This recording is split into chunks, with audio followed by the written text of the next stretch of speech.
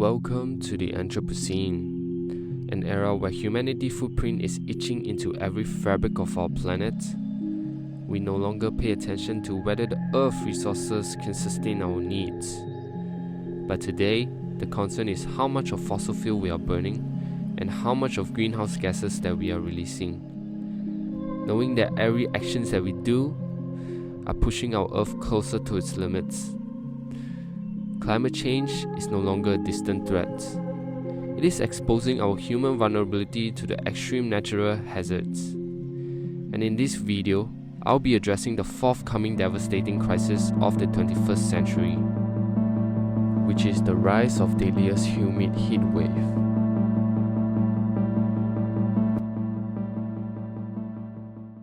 For the recent years, MIT researchers have been studying the regional impact of climate change, and they identify temperature as one of the most severe in change. However, instead of looking at the standard temperature, they focus on the wet bulb temperature, which is a measure that combines heat and humidity at the same time. As this is a critical combination that poses a serious risk to our human health, when the wet bulb temperature exceeds 35 degrees Celsius, the body's natural cooling system sweating will fail, and at this point, heat stroke and even death can occur, regardless of access to shade or water. So, which part of the world is most at risk from these extreme humid heat waves? And one of the most vulnerable regions is the Persian Gulf. Due to its geographical locations, clear sky, and shallow water that create a conditions for high sea temperature, leading to intense evaporations and extreme humidity. And these conditions are shaped by a larger natural system called the Earth's atmospheric circulations, also known as the concept of Hadley cell. They are mainly driven by two major components: the rotation of Earth and the solar energy from the Sun. Now, let's see how these atmospheric systems interact with the geography of the Persian Gulf region. This particular Gulf is located right in the subtropical region, which is also a high temperature zone. To explain why it is a high temperature zone, let's look at these illustrations for better understanding. As we all know, the equatorial regions will receive solar energy all year round, which create this heat imbalance. And to balance this out, the atmospheric circulations are responsible to redistribute this heat across the north and south poles. Since the equator is always warm and the poles are always cold, therefore these redistributions are crucial to regulate global temperatures. And in general terms, warm air rises and expands, leading to the formations of a low temperature zone in the equatorial region. Having said that, as the warm air rises at the equatorial region and moves towards the pole, this leads to increased cloud formations and heavy precipitations in the tropical regions. With this, it will continue keeping the tropics moist and rainy. And when the rising air reaches an altitude of 10 to 15 kilometers, it begins to move polewards. And upon reaching the subtropical regions, it descends or sinks in these regions, creating a high pressure zone.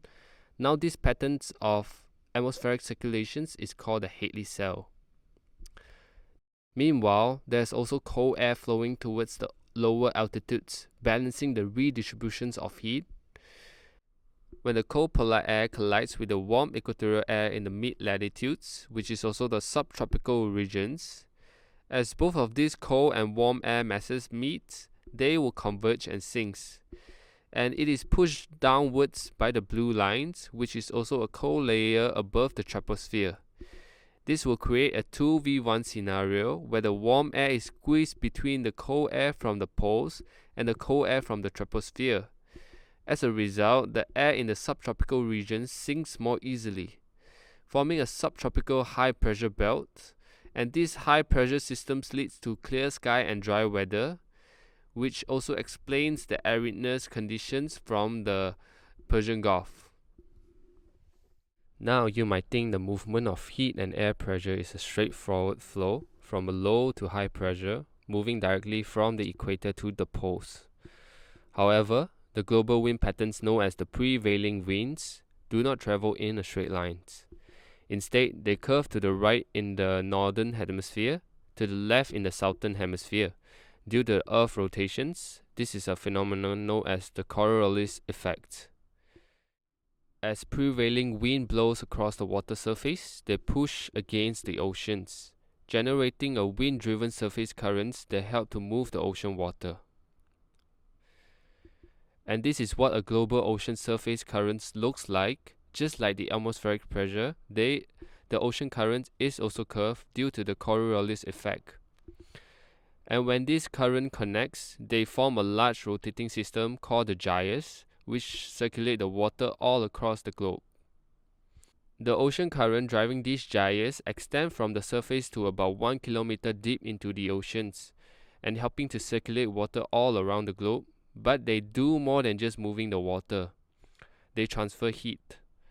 As ocean water absorbs and stores heat energy, it carries warmth from the equator towards the pole and bring back the cold water from the poles to the equator. And this is a continuous cycle, help to regulate the Earth climates and by distributing the heat more evenly across the planet.